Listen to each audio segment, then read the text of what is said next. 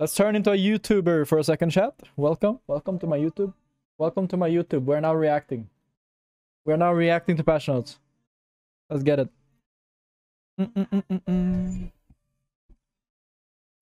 Alright, let's see what they have for us. Let's see what they have for us. Let's see what they have for us here. Normie YouTube frogs. Yeah, hi YouTube. Hello. No, the patch notes How you doing? Yes sir, they're out. Okay. Alright, chat, welcome to the Apex Legends Defiance patch notes, season 12. Let's react to them. Alright, let's see here. What's first? New legend, Mad Maggie. We've already seen what she does a little bit. I guess I will say it here.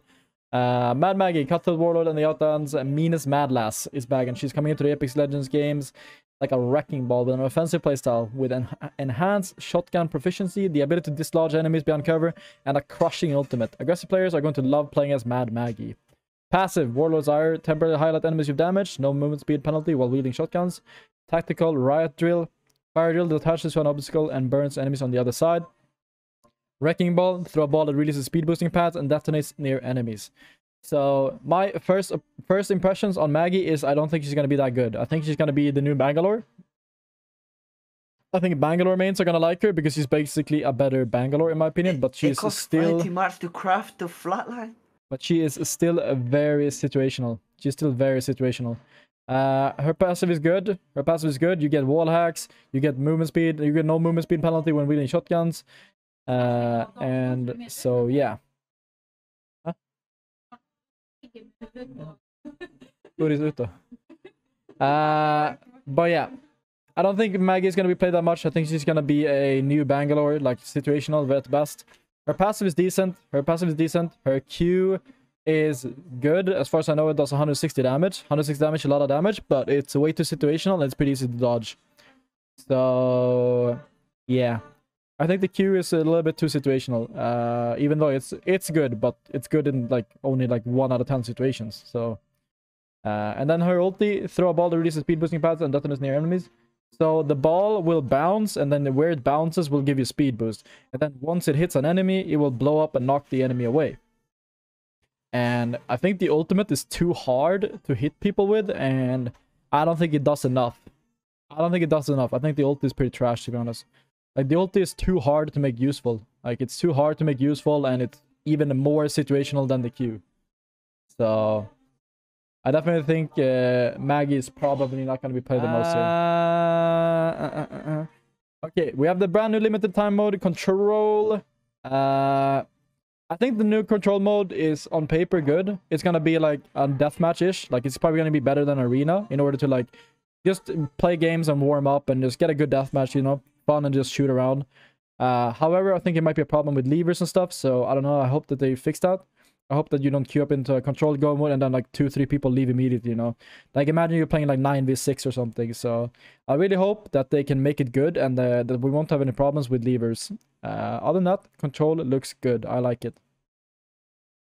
Get the rewards, the CBA. Olympus Map update. We've seen the Olympus Map update before. It seems good. New POI, a lot of cover in general. I think the changes are looking good. I'm looking forward to playing them. I'm looking forward to playing the changes.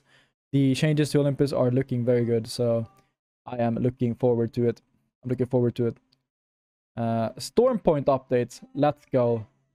Wildlife update. It's now been a full season. We've introduced PvE into Battle Royale, and while we're happy with how Wildlife launched, we've seen the pilots were a bit too punishing and not quite rewarding enough. Additionally, we have seen some bad edge cases that create frustration for players that we're hoping to address this season.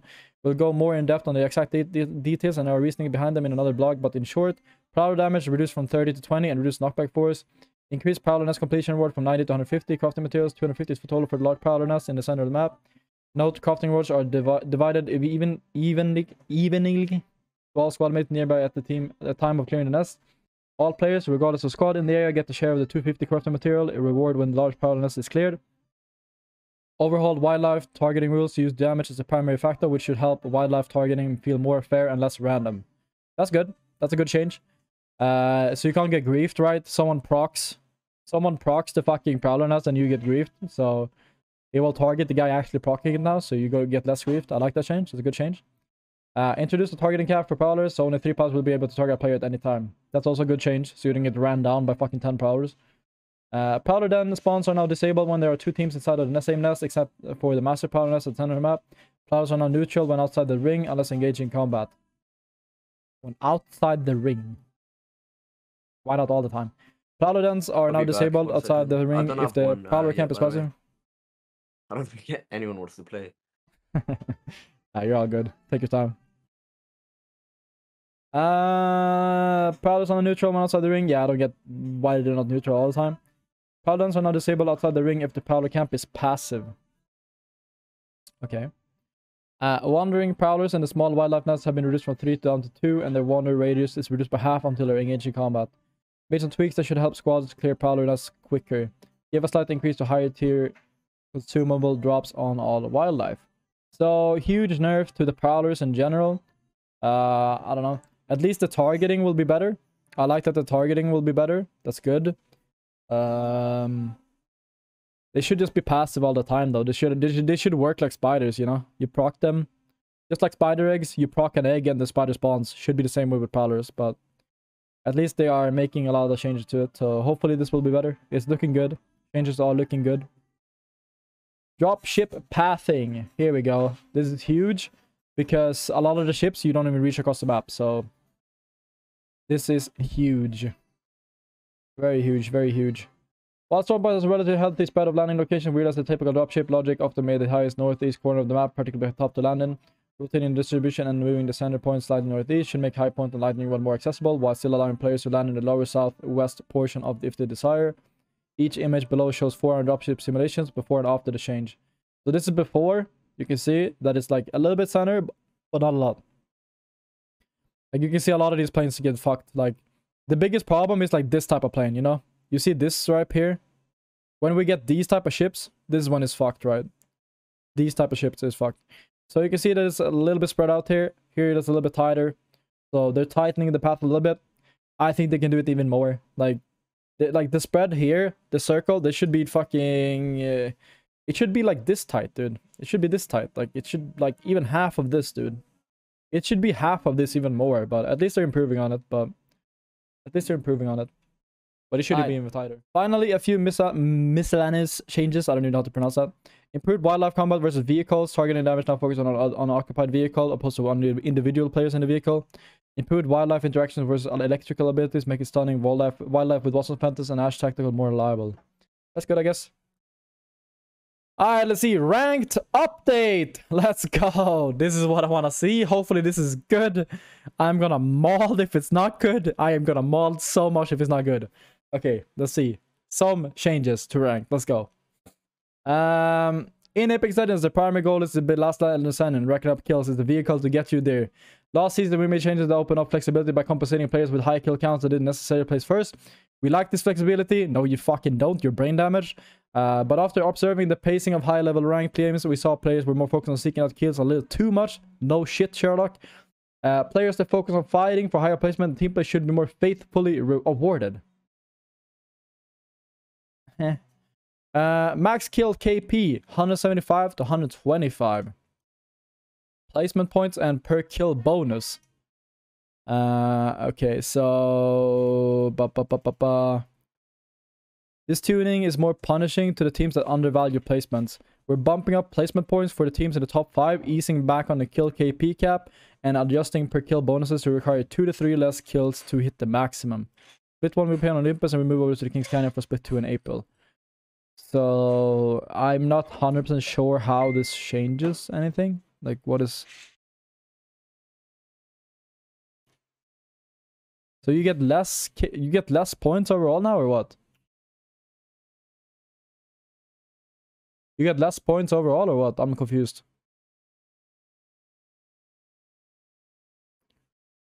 So you can get max kill KP is 125, and then max RP for winning is 125. That's 250, and then you get minus 60 for entry cost. So you get 190 points now, or what? So max RP you get now is 190, or what? Yeah, it's back to 190. It seems like. yeah, I don't know. Whatever. Communication filter. During this season, we'll be releasing a new feature where players will be able to determine which players they want to receive voice and text chat from. Communication filters. Players can find the feature in the options menu under gameplay and will have 3 options to choose from. Okay. You can see in here all text from voice chat from all... Wait, what? You see in all here all text voice chat from all players. Wait, are we getting fucking... Are we getting open mic or what's going on now? Or is this his teammates?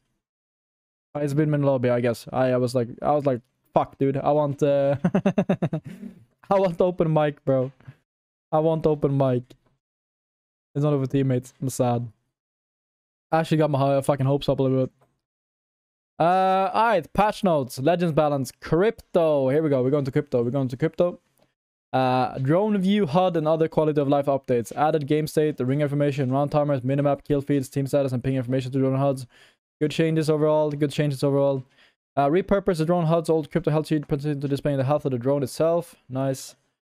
Survey beacon markers are now displayed in world while piloting the drone. Same as when controlling crypto himself. That's good. Neuralink changes. Increase the Neuralink detection FOV from 160 to 240 degrees. Neuralink detection is now disabled while the drone is being recalled. It's quality of life stuff. Surveillance drones changes. The deployment of the drone has received a rework. Pressing the tactical button causes crypto to send the drone flying in a straight line in the direction of crypto's view for a few seconds. If front a wall or at the geo, the drone will hit the wall and reorient itself so it's facing away from the wall. Crypto no longer immediately accesses the drone view after deploying his drone in this way. Pressing and holding the tactical button will launch the drone forward in the same way, but then crypto will immediately access drone view. Reduce drone health from 60 to 50. That's good. The HUD marker for the drone has been tweaked to increase visibility. The HUD marker for the drone is now always displayed on screen, while the drone is deployed instead of only when the drone was off screen. Dev note, crypto has been off the grid in terms of pick rate. The goal of these changes was to make his kit more accessible and engaging. With a new deployment option, we lower drone health to prevent reckless drone deploying. Crypto is still a methodical, calculating legend, and manually pilot and hack should still be the primary way to access macro level recon. The drone view HUD updates should help here as well. Crypto's never been weak per se. We're cognizant of his strength at high level play and we'll be keeping an eye on him of his usage and performance. So, in my opinion, Crypto just got like some quality of life changes, but in general, he just got a nerf, to be honest. Like, sure, his quality of life stuff got upgraded, and he can deploy his drone without actually going into it. But that doesn't matter aggressively. You're never gonna send your drone aggressively in a fight. So, aggressively, nothing's changed for Crypto. I think the only thing that's changed is that he is more efficient defensively now. Like, you can defensively place your drone without actually going into the drone. So you're saving like 1 second, right? You're saving 1 second on defensively putting down an EMP. So in that regard, Crypto is not even changed. Like, offensively, he got a nerf, in my opinion. Offensively, Crypto got a nerf because they reduced the HP of the drone. Defensively, he got a buff because you can place the drone without actually having to go into the drone. But in general, nothing changes. Like, Crypto is still the exact same character, right? He's just a little bit, like, more quality of life stuff. So, in my opinion, nothing changes. Nothing changes from Crypto. I like that they nerfed his drone at least, the HP a little bit. It'll make it easier to break it. I like that. They didn't like, do anything, in my opinion. Crypto's is the same character. Alright. Caustic. Nox gas traps are now destroyable after detonation. 150 HP. Detonated traps will expire at 11 seconds instead of 12.5. Gas effects linger for 2 seconds after barrel destruction or expiration. Gas particles still linger a bit longer as they dissipate. So, what does this mean? Detonated traps will expire at 11 seconds instead of 12. So, I guess the duration of the traps got nerfed.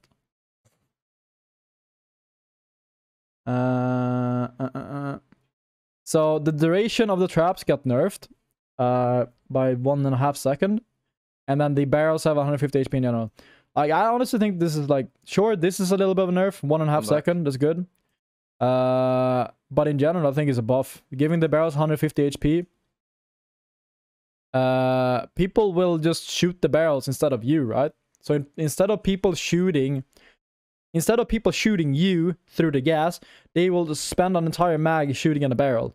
So how that will change the playstyle of caustic players is that caustic players will look to capitalize on people shooting barrels, right? So you're changing your playstyle on caustic a little bit. You're looking to punish people that are breaking your traps instead of like playing around the gas instead. So it's like, it's not a nerf, it's not a buff, it's more of like a rework on how you play caustic. So caustic is still one of the most broken characters in the game. I guess it will help a little bit if you're sieging. Like if you're trying to siege a team, it will help. But I mean, in general, the caustic players should just put the traps behind cover and like, yeah. You just have to hide your traps more now. So I think this is a nerf to... bad caustic players. Like, bad caustic players gets a nerf. Good caustic players, unchanged. Potentially slight buff. So it's just a little bit different playstyle around caustic now. You can't just throw traps in the open anymore, but... yeah. Caustic is still fucking broken as fuck. Caustic is still broken as fuck. Alright, weapons and equipment balance. Supply drop rotation. The alternator SMG returns to the ground loot this season and taking its place into the powerful mid-range energy vault SMG. Alternator SMG remove disruptor rounds hop up. So alternator still does a lot of damage, but it doesn't have disruptor. Volt damage increase from 15 to 17. Max mag size increase from 28 to 30. So I mean, I would say alternator is probably stronger than the current Volt. So I think Volt is get like a downgrade compared to the alternator in the package. I think definitely alternator was better than Volt. Don't understand why they put the Volt in there, to be honest. Don't understand that.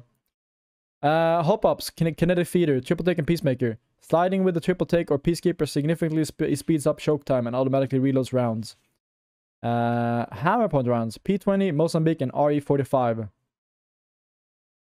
P2020, 50% unshielded damage. Mozambique, 35% unshielded damage. RE45, 35% unshielded damage. Oof. So that depends now. I think P2020 sounds scary.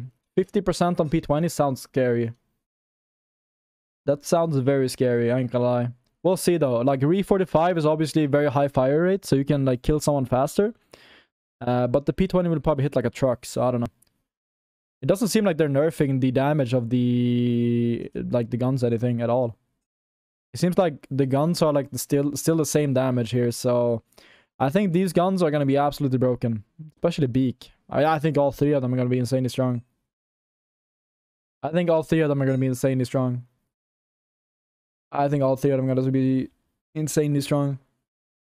Shadow caps, 30-30 repeater and bow check. Passively affects hip fire for both weapons. ADS remains precision shot. No longer able to toggle on and off. 30-30 pellet damage reduced from 8 to 7. Bow pellet damage reduced from 12 to 11. I don't understand why they're reducing the damage. The damage wasn't high to begin with. They should just kept the same damage and this change. It would have been good. Them nerfing the damage kind of reduces everything else. So I don't know. Feels weird. Removing projectile growth from bullets. Damage reduced from 23 to 21. So instead of doing 69, you're now doing 63. 69 times 3 is 180 plus 27. That is 207. So we're doing 189 instead of 207, I guess. Per 3 shots. Triple takes return to the floor loot has been really positive with turning a bit ahead of the pack with its range performance. We're eliminating the bullet growth with retained from its days as a sniper to put it in line with other marksman rifles. So smaller bullets and a little bit less damage. Good change. Triple take is very strong.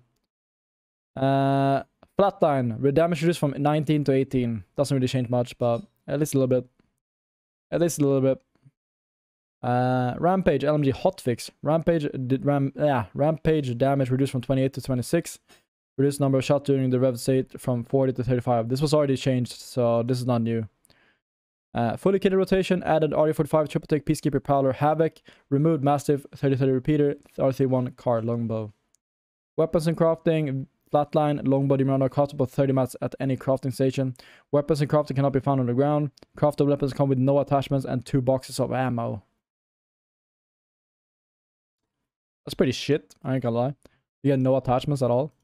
Could at least get like fucking white or blue attachments. I don't know. But whatever. As we continue to introduce new weapons and loot into the game, we must consider the impact it has on loot situations and the ability to find specific pieces for loadouts. With this change, we're able to keep weapons available, but give our floor loot some breathing room. I mean, I like the change overall. I don't mind it at all. I don't mind it at all. It just gives them more ability to rotate guns. So I'm not against it. I'm not against it. Medikit price lowered from 20 to 15. Kinetic feeder added to crafting rotation. I don't like the crafting in general. I think crafting should be not RNG. I like that they're putting guns in it, but in general, the crafting should not be RNG. I hate that they're rotating shit in the crafter. It's not good at all. It's just RNG, especially from a competitive standpoint. It sucks. We don't want RNG in crafter. For example, in the playoffs, NA had purple backpack, EU had mobile respawn. NA's edge team had such a more advantage than ours did, so it kind of sucks. Hopefully they fix that in the future. Remove the RNG. It's just stupid. Fixed issues where multiple legends were missing voice lines when pinging a cage flyer. Fix for boosted loaded where ammo cannon would remain highlighted when switching from low ammo, hemlock, or wingman to another weapon. Replicated fix for cases where an item would be stuck inside after crafting with a full inventory. Fix an error where that would tell players to come back in a decade when matchmaking. Fix for case of lighting issues in some areas on Olympus. Fix for case where mirror shield decoys could get stuck on surface or raised slightly off the ground.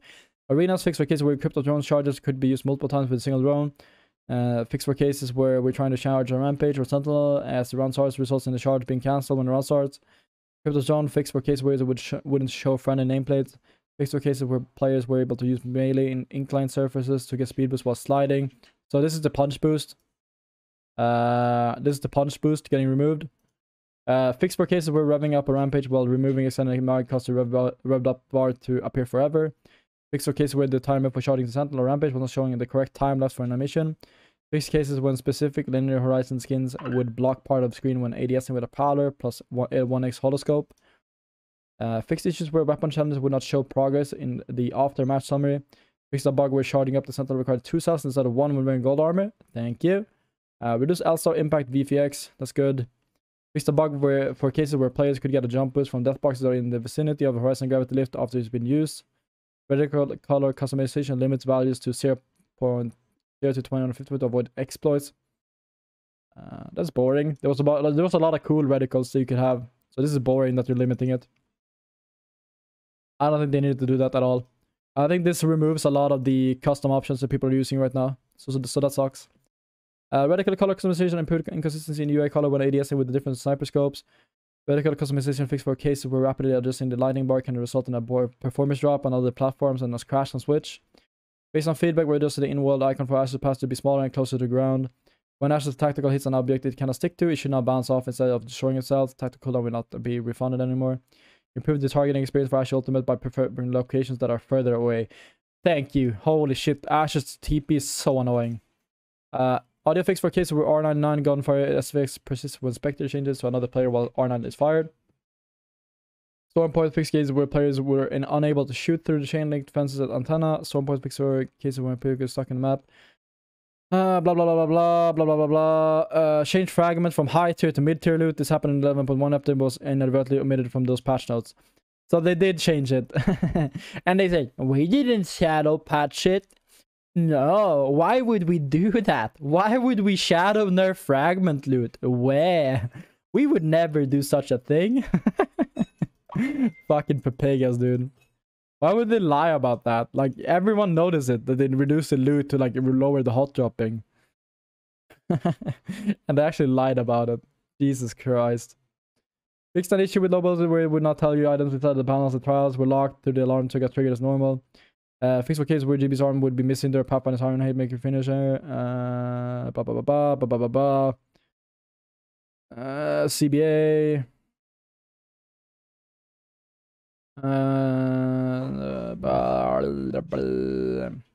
It's a bug where moving through Waits portal could feel choppy when placed in the air. What the fuck? It's a bug where your stocks didn't drop from wildlife on sword point. Improve wildlife combat various vehicles. Increase the high tier consumables. Added the ability to see your teammate's survival element while doing the That's good. Fixing some weird rules in how assist and kills are determined and properly rewarded. Quitting players can no longer deny kills and assist. Reviving no longer resets the damage history. So that's good. So that means even if they revive, you still get assist if your teammate kills them. So if you've done damage within like the last 10 seconds or whatever, and they revive him instantly and your teammate re-knocks him, you'll still get the assist. So that's a good change. I like that. Private match updates. Observer added a toggle to display the kill feed while in free cam. Observer fixed ring visibility on minimap. Observer fixed kill calculation for the status and stat screen. Fixed stat summary generation from team slots with default names. Disable cloud feature in private match. Added unique player IDs to post game API. Real time API changes. Added weapon switch. Added player names. Added teammate names. Fixed for items. Blah blah blah blah.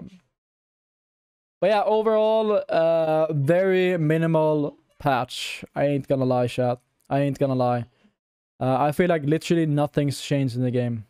Literally nothing has changed in the game. Crypto, unchanged. Caustic, unchanged. The gun meta, basically unchanged, except the addition of hammer points, which is super scary. I think hammer points right now is super scary, but everything else is unchanged. 2 guns in the crafter. Ranked update doesn't matter at all. Doesn't change anything about ranked. I don't know what Respawn is doing when it comes to ranked. The entire ranked fucking developer team is smoking dicks over there. I don't know what they're doing. They just have no clue what they're doing. They just have no clue whatsoever. Good quality life updates to Stormpoint though. We'll see. This might make Stormpoint competitive viable. Like the 2 talking points about Stormpoint when it comes to competitive viability was the wildlife and the ship's pathing. So they fixed 2 of the issues. Now the 2 more issues that we have with the map is the zones. So zones on Stormpoint, they end in the fucking middle of the water. They end like out here in the middle of the water with no cover. Or they end in broken high grounds where only one team can play the game. So I think if they would have changed those 2 things as well, if they would have fixed the zones on Stormpoint, the map should be competitive viable. But yeah. Pretty boring season. I didn't read anything about tap strafing though. I didn't read anything about tap strafing. I don't know.